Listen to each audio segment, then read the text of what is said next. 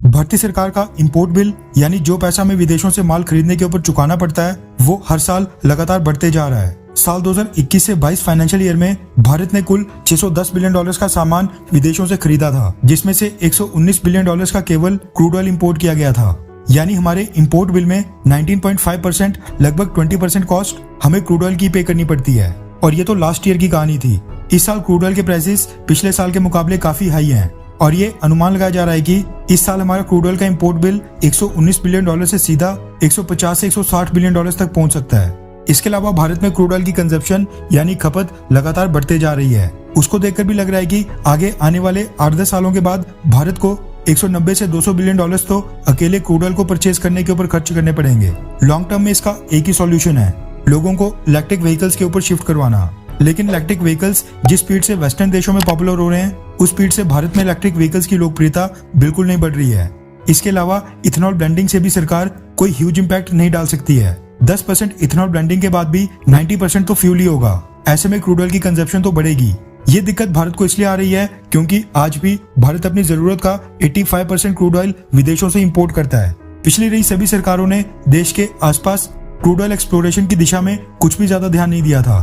Crude oil कमाई का एक बड़ा साधन बन सकता है, इसलिए दुनिया के कई सारे देश साल के 12 महीने अपने अधिकार क्षेत्र में क्रूड ऑयल की खोज लगातार करते रहते हैं। पोटेंशियल ऑयल एंड गैस की फील्ड्स लगातार ढूंढते रहते हैं। इसके लिए एक अलग से बजट का प्रावधान भी किया जाता है, जिसके चलते अब वेस्टर्न कंट्रीज के पास काफी एडवांस टेक्नोलॉजी भी आ गई है। अब जब क्रूड ऑयल के इंपोर्ट्स को कम करना है तो देश के अंदर क्रूड ऑयल के एक्सप्लोरेशन का काम तो करना ही पड़ेगा, फिर चाहे टेक्नोलॉजी वेस्टर्न देशों से ही क्यों ना मंगवानी पड़े।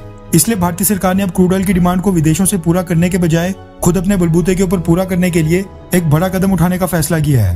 रेफरेंस के लिए आपकी स्क्रीन के ऊपर फर्स्ट पोस्ट के आर्टिकल का स्क्रीनशॉट है, जिसके मुताबिक सरकार से ग्रीन सिग्नल मिलने के बाद डीप सी ऑयल एक्सप्लोरेशन करने के लिए ONGC इंडिया ने अमेरिका की ऑयल जाइंट एक्सॉन मोबिल के साथ एक डील साइन कर दी है। अब ये दोनों दिग्गज कंपनीज एक साथ मिलकर भारत के ईस्टर्न ऑफशोर में कृष्णा, गोदावरी और कावेरी बेसिन्स और वेस्टर्न ऑफशोर में कच्छ मुंबई रीजन में ऑयल और गैस एक्सप्लोर करेंगी। एक्सॉन मोबिल को दुनिया भर में क्रूड ऑयल एंड गैस की एक्सप्लोरेशन और एक्सट्रैक्शन करने का एक्सपीरियंस है। कंपनी के पास दुनिया में सबसे एडवांस टेक्नोलॉजी और टूल्स हैं। एग्रीमेंट के मुताबिक दोनों कंपनीज मिलकर अब क्रूड ऑयल और गैस की डिस्कवरी, एक्सप्लोरेशन और एक्सप्लॉयटेशन का काम करेंगी। हालांकि अभी तक ये चीज क्लियर नहीं की गई है कि दोनों कंपनीज के बीच पार्टनरशिप किस बेसिस पर हो रही है। क्या ONGC इंडिया ऑयल फील्ड्स में एक्सॉन मोबिल को स्टेक यानी कुछ हिस्सा देगी या फिर डॉलर्स में पेमेंट करेगी।